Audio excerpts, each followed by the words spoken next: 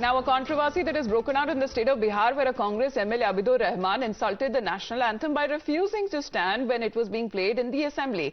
The MLA was seen sitting while the national anthem was being played and said he couldn't stand because he was experiencing pain in his leg. However, just moments later, the same MLA was seen standing for a longer duration of time when a moment of silence was being observed during the obituary references. Now, the BJP says that this is not the first time that MLAs from RJD and the Congress have pulled off such stance and say such repeat offenders must be charged for sedition.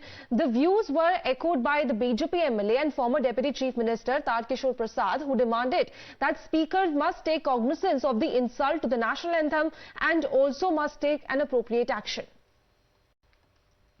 Congress के ये RJD के कुछ ऐसे विधायक जरूर है time to time इस तरह की हरकत करते रहते हैं। वो लोग हम समझते हैं कि राष्ट्रद्रोही है, राष्ट्रगान को नहीं मानते हैं, देश विरोधी हैं और इस तरह का शो करते रहते हैं। और ऐसा कई बार हुआ है, कई बार टोका-टोकी हुआ, फिर भी वो बैठे रह गए।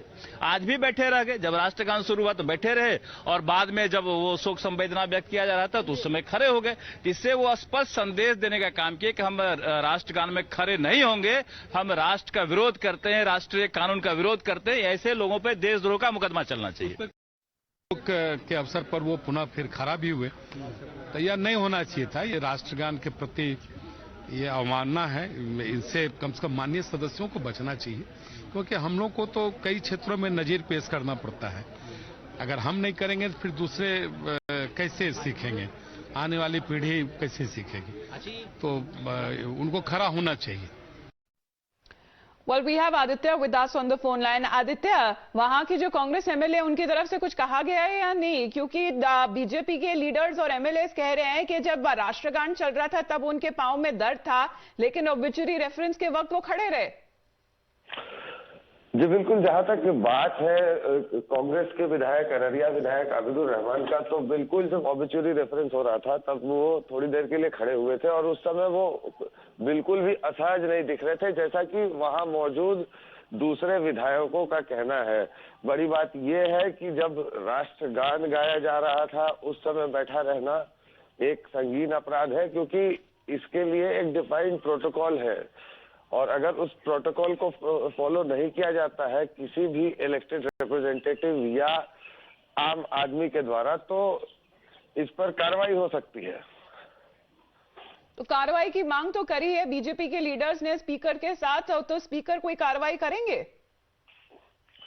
गौरतलब ये है कि आज की प्रोसीडिंग्स में क्या होता है और बड़ी बात यह है कि विपक्ष इस मामले को कितने ज्यादा देर तक आगे लेकर बढ़ पाता है।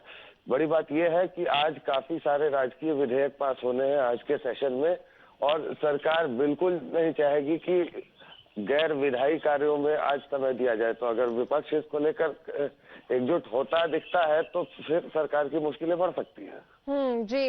और वहीं आदित्य, क्या पार्टी की तरफ से क्या कुछ इस पर बयान आया है? जैसा कि अभी आपने भी कहा कि जो बीजेपी है और दूसरी पार्टियां हैं उनका कहना है कि एक अपॉलॉजी आनी चाहिए, ऐसा नहीं इंसल्ट नहीं कर सकते हैं। अगर नेशनल एंथम की बात करें जो केवल 52 सेकंड्स का होता है, तो इसको लेकर क्या कुछ कांग्रेस की तरफ से अभी बयान आया है?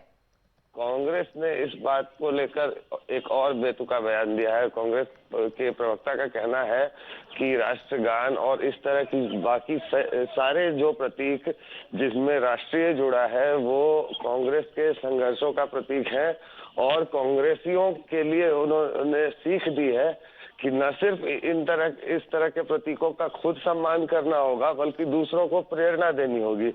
हालांकि इस पूरे कथन में उन्होंने आबिदुर रहमान का नाम नहीं लिया और न ही ये समझाने की कोशिश की कि आखिर किन विभिन्न कारणों से खड़े रहना होता है, has to give that kind of respect to the national anthem, whether be it anywhere in the assembly or outside, and something that the BJP wants to remind the said Congress MLA. Remains to be seen what happens in the assembly today. Aditya, thank you very much. But also let's remind you how in the past the SP MP Shafiqur Rahman Barq, who was then an MP from the BSP, also staged a walkout when Vande Mataram was being played out in the Lok Sabha. And you have now another Congress MLA who has refused to stand up for the national anthem in the assembly of Bihar. We'll keep our viewers updated on the same back after a short break.